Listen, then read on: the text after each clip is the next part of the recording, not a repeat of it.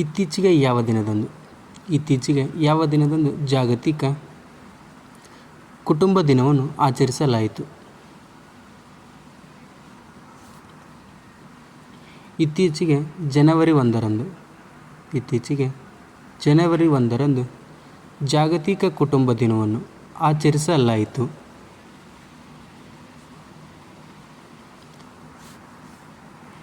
ಇತ್ತೀಚೆಗೆ ಯಾವ ಸಚಿವಾಲಯವು 2025ರ ವರ್ಷವನ್ನು ಸುಧಾರಣೆಗಳ ವರ್ಷವೆಂದು ಘೋಷಿಸಿದೆ? ಇತ್ತೀಚೆಗೆ ರಕ್ಷಣಾ ಸಚಿವಾಲಯ ಇದು 2025ರ ವರ್ಷವನ್ನು ಸುಧಾರಣೆಗಳ ವರ್ಷವೆಂದು ಘೋಷಿಸಿದೆ.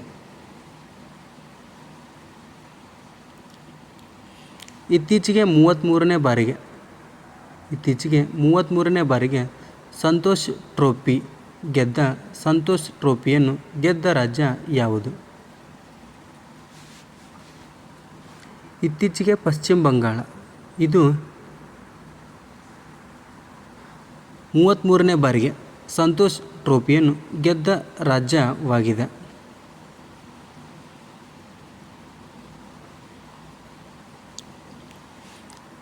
ಕೆಳಗಿನ ಯಾವ ದೇಶವು ಮರಣದಂಡನೆಯನ್ನು ನಿಷೇಧಿಸಲು ಕಾನೂನನ್ನು ಮಾಡಿದೆ? ಜಿಂಬಾಬ್ವೆ ಇದು ಮರಣದಂಡನೆಯನ್ನು ನಿಷೇಧಿಸಲು ಕಾನೂನನ್ನು ಮಾಡಿದೆ. ಇತ್ತೀಚೆಗೆ ನಮ್ಮ ಭಾರತವು 1 ಮೆಟ್ರಿಕ್ ಟನ್ ಬಾಸ್ಮತಿ ಅಕ್ಕಿ ಅಲ್ಲದೆ ಅದರ ಜೊತೆ ಬಿಳಿ ಅಕ್ಕಿಯನ್ನು ಈ ಕೆಳಗಿನ ಯಾವ ದೇಶಗಳಿಗೆ ರಫ್ತು ಮಾಡುತ್ತಿದೆ? ಇತ್ತೀಚೆಗೆ ಭಾರತವು 1 ಮೆಟ್ರಿಕ್ ಟನ್ ಬಾಸ್ಮತಿ ಅಕ್ಕಿಯ ಜೊತೆಗೆ ಬಿಳಿ ಅಕ್ಕಿಯನ್ನು ಸಹ ಇಂಡೋನೇಷ್ಯಾ ದೇಶಕ್ಕೆ ರಫ್ತು ಮಾಡಲಾಗುತ್ತಿದೆ. ಕೆಳಗಿನ ಯಾವ ದೇಶ ಹೊಸ ಪ್ರವಾಸಿ ತೆರಿಗೆಯನ್ನು ಜಾರಿಗೆ ತಂದಿದೆ?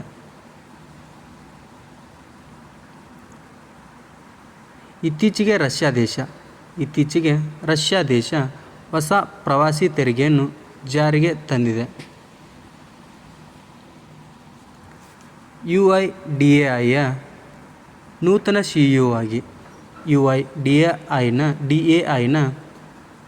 CEO ಆಗಿ ಇತ್ತೀಚೆಗೆ ಯಾರು ಅಧಿಕಾರವನ್ನು ವಹಿಸಿಕೊಂಡಿದ್ದಾರೆ?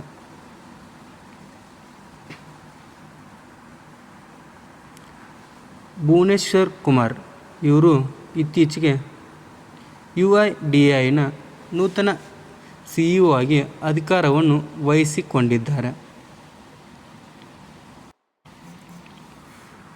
ಭಾರತೀಯ ವಾಯುಪಡೆಯ ಪಶ್ಚಿಮ ವಾಯು ಕಮಾಂಡೋ ಆಗಿ ಇತ್ತೀಚೆಗೆ ಯಾರು ನೇಮಕಗೊಂಡಿದ್ದಾರೆ? ಜಿತೇಂದ್ರ ಮಿಶ್ರಾ ಇವರು ಇತ್ತೀಚೆಗೆ ಭಾರತೀಯ ವಾಯುಪಡೆಯ ಪಶ್ಚಿಮ ವಾಯು ಕಮಾಂಡ್ ಆಗಿ ನೇಮಕಗೊಂಡಿದ್ದಾರೆ. ಕೆಳಗಿನ ಯಾವ ದೇಶ ಸಾರ್ವಜನಿಕ ಸ್ಥಳಗಳಲ್ಲಿ ಮಹಿಳೆಯರು ಬುರ್ಕಾ ಧರಿಸುವುದನ್ನು ನಿಷೇಧಿಸಿದೆ?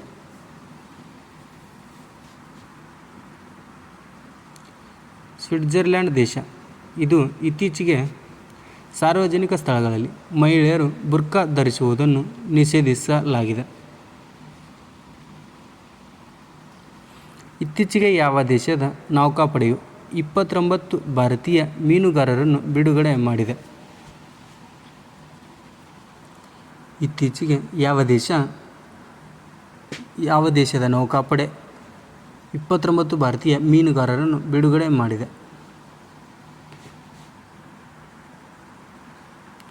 ಶ್ರೀಲಂಕಾ ದೇಶದ ನೌಕಾಪಡೆಯು ಇತ್ತೀಚೆಗೆ 29 ಭಾರತೀಯ ಮೀನುಗಾರರನ್ನು ಬಿಡುಗಡೆ ಮಾಡಿದೆ.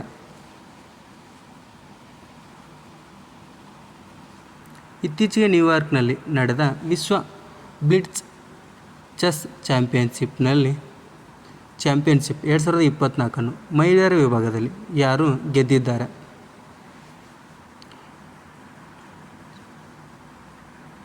ಜು ವೆನ್ಜುನ್ ಅವರು ಇತ್ತೀಚೆಗೆ ವಿಶ್ವ ಬ್ಲಿಟ್ಜ್ ಚೆಸ್ ಚಾಂಪಿಯನ್ಶಿಪ್ನ 2024ರಲ್ಲಿ ಮಹಿಳೆಯರ ವಿಭಾಗದಲ್ಲಿ ಗೆದ್ದಿದ್ದಾರೆ. ದೇಶೀಯ ವಿಮಾನಗಳಲ್ಲಿ ವೈಫೈ ಇಂಟರ್ನೆಟ್ ಸೇವೆಯನ್ನು ಪ್ರಾರಂಭಿಸಿದ ಮೊದಲ ಭಾರತೀಯ ವಿಮಾನಯಾನ ಸಂಸ್ಥೆ ಯಾವುದು?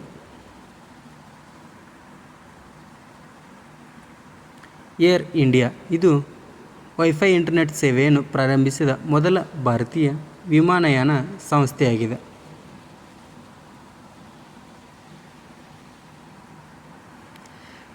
ಇತ್ತೀಚೆಗೆ ಈ ಕೆಳಗಿನ ಯಾವ ರಾಜ್ಯ ಸರ್ಕಾರವು ನಡೆಯುತ್ತಿರುವ ಭೂ ಸಮೀಕ್ಷೆ ಮತ್ತು ಇತ್ಯರ್ಥ ಪ್ರಕ್ರಿಯೆಯನ್ನು ಮತ್ತೊಂದು ವರ್ಷಕ್ಕೆ ವಿಸ್ತರಿಸಲು ನಿರ್ಧರಿಸಿದೆ?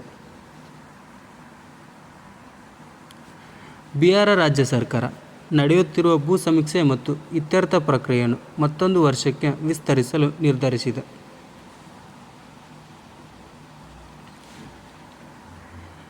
ಇತ್ತೀಚೆಗೆ 2024 ಆರ್ಥಿಕ ವರ್ಷದಲ್ಲಿ ಭಾರತದ ಕಾಫಿ ರಫ್ತಿನಲ್ಲಿ ಎಷ್ಟು ಶೇಕಡಾ ಹೆಚ್ಚಳ ದಾಖಲೆಯಾಗಿದೆ?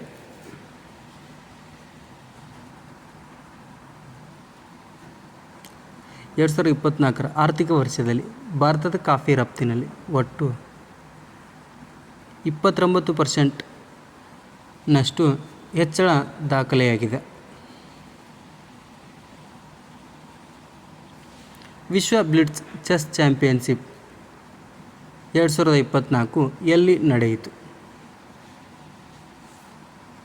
ವಿಶ್ವ ಬ್ಲಿಟ್ಜ್ ಚೆಸ್ ಚಾಂಪಿಯನ್ಶಿಪ್ 2024 ಇದು ನ್ಯೂಯಾರ್ಕ್ನಲ್ಲಿ ನಡೆಯಿತು. 2025ರ ಖೇಲ್ರತ್ನ ಪ್ರಶಸ್ತಿಯೊಂದಿಗೆ ಎಷ್ಟು ಕ್ರೀಡಾಪಟುಗಳನ್ನು ಗೌರವಿಸಲಾಗುತ್ತದೆ? 2025ರ ಖೇಲ್ರತ್ನ ಪ್ರಶಸ್ತಿಯೊಂದಿಗೆ ಒಟ್ಟು 4 ಕ್ರೀಡಾಪಟುಗಳನ್ನು ಗೌರವಿಸಲಾಗುತ್ತದೆ.